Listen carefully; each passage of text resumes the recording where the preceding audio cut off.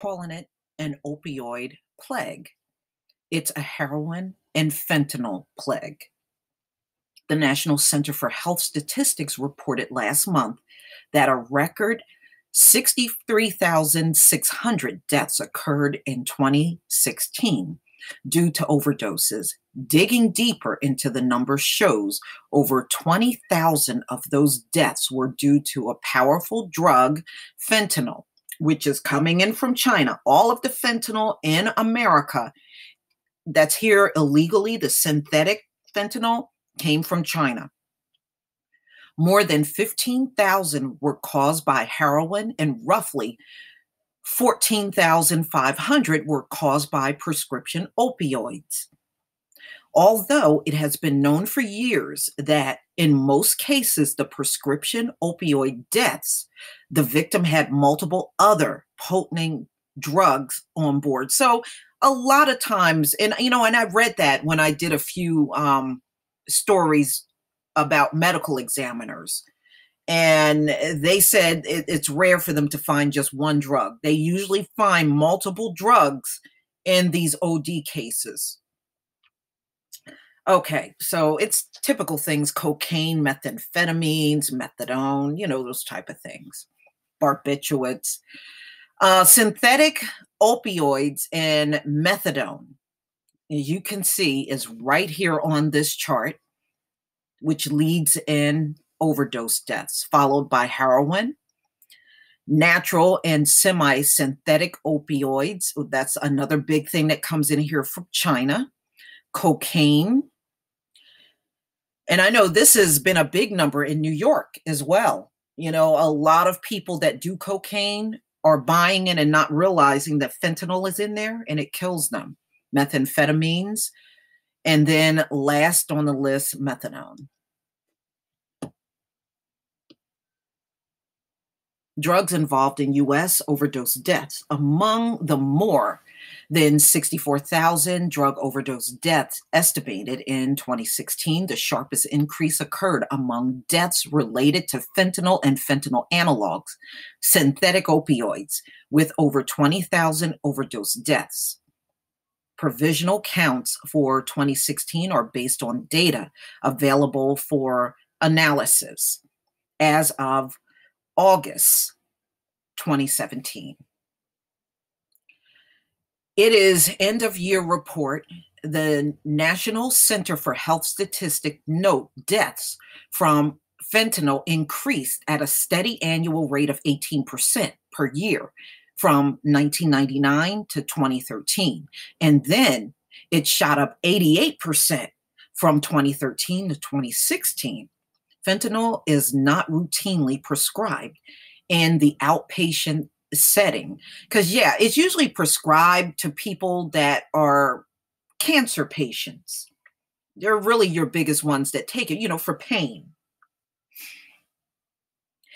And when it's most commonly is in form of a skin patch for slow, so it's slow released through the skin, and it works that way. Okay, that makes sense. Okay, the evidence show it is being smuggled into the country, often by mail in a powder form from factories in China and elsewhere, where it is used to fill counterfeit prescription opioid capsules or to lace heroin to enhance its potency. So they want a higher high.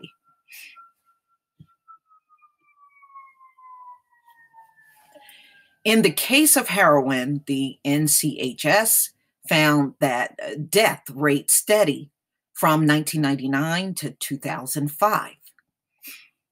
Then it increased 10% per year from 2005 to 2010, 33% per year from 2010 to 2014, and it has been increasing at a rate of 19% per year since 2014. Meanwhile, after increasing 13% annually from 1999 to 2009, the death rate increased from prescription opioids, which remained steady at 3% per year since 2009. But for nearly a decade, policymakers have brought into the misguided narrative that the opioid overdose plague is a result of careless doctors and greedy pharmaceutical companies getting patients hooked on prescription opioids and condemning them to a nightmarish world of drug addiction. Again, when does the user take any responsibility? They act like these users are like 5 years old or something. It's amazing. During the crack epidemic, the dealer was to blame, the user was to blame, anybody associated with them and really wasn't on crack, they were to blame too. Everybody went to jail. But you notice every article I have read, it's like the user is completely exonerated. It's like they didn't go to a doctor's office and get these drugs. Or what they call doctor shopping. They go from one doctor to another, gathering up a whole bunch of prescriptions and then taking them to different pharmacies to get filled. No, it's not their fault. No. Unbelievable. As a result, the DEA has ordered a decrease in prescription opioid production, which has not dropped the drug overdose rate in America. Yes, doctors are now writing less scripts, but the level of overdose is higher than ever in America. You know why? Because what people will do if they can't get the script, they're going to go to the street drug. And that's why the heroin and fentanyl is so high. Those are the people that completely gave up on trying to go to a doctor, and they are now hitting the streets for drugs.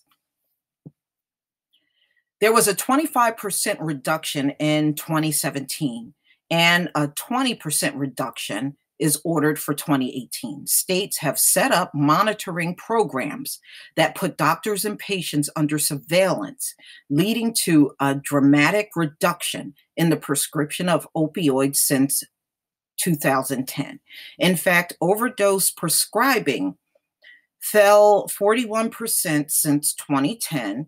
The popular opioid OxyContin was replaced with the abuse deterrent formula in 2010 that could not be crushed for snorting or dissolved for injecting.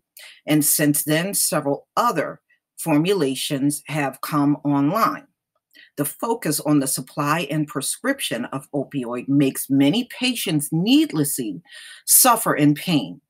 Some, in desperation, turn to illicit market to get relief, where they find heroin and heroin-laced fentanyl often cheaper and easier to get. Some resort to suicide. Policymakers mistakenly focus on doctors treating their patients in pain. And by intruding on the patient-doctor relationship, they impede physician judgment and increase patient suffering. But another unintended consequence is that by reducing the amount of prescription opioids that can be diverted to illicit markets, they have driven non-medical users to heroin and fentanyl, which are cheaper and easier to obtain on the streets than prescription opioids, and much more dangerous. And like I said, that's why you're never going to see an increase, because there's too many alternatives for these junkies. So they can't get the opioids, they go to the street, plain and simple. And there's always, and even one of the cops said in a story that I did, for one drug dealer they take off of the street, 10 more crop up. Remember, there's a lot of people that cannot get jobs because of their drug addiction. What do you think they're going to do after a while? They're going to turn to selling drugs. That's what they're going to do. So never mind. I'm not here to direct you on what to do. Obviously, you got high IQs. You don't need no help. Okay, drug overdose deaths involving opioids. And this is from 1999 to 2015.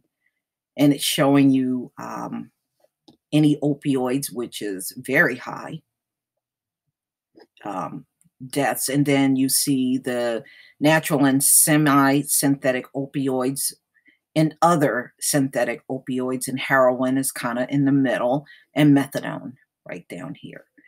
So anytime you see the semi-synthetic opioids and the other synthetic, those are drugs that come in here from China. The overdose rate is not a product of doctors and patients abusing prescription opioids. It is a product of non-medical users accessing the illicit market. The problem will not get better. It will probably only get worse. And it is. The numbers go up every single year. And like I said, all states don't report this. And there's a reason why. They don't want you to know how bad this shit is. And I'm willing to believe from 1999 all the way to 2018, I bet you over 1 million people have died. But they don't want you to know this. They don't want this information out there. That's why they only will report on 22 states, and the rest of the states don't report anything. The problem will not get better. Okay, I read that. The title is too nonspecific. This is a crisis caused by drug prohibition and unintended consequences of non-medical drug users accessing the black market in drugs. Policymakers should stop harassing doctors and their patients and shift the focus to reforming overall drug policy. A good place to start would be to implement harm reduction measures as a safe syringe program, making medication assisted treatments like methadone. You know, I kind of agree with what Russia said. They said the US used kind of a wussy way to treat their addicts. You use a drug to treat a drug. I'm just saying, whatever. Um, Making the opioid antidote naloxone available over the counter so it can be easier for opioid users to obtain. Even better would be a sober reassessment of America's long war, the war on drugs, renaming the problem heroin and fentanyl crisis might be a way to trigger a refocus. Well, after looking at those articles that I told y'all about the drug addiction in the 18 and 1900s in America, America has always battled drugs since it's been in its existence. And this, along with other policies and ways of life in America, is going to be the death of America, plain and simple. And no, I do not feel they will ever overcome this drug addiction. It has gone on for nearly 20 years. You're talking from 1999, when it first started being reported, all the way, and we're what, 2018, 19 years, and you haven't beat this thing yet? You won't. Please leave your comment and subscribe. And don't forget to hit on the notification bell twice. And also join me on Black Junction TV and blackspot.com. Peace, family.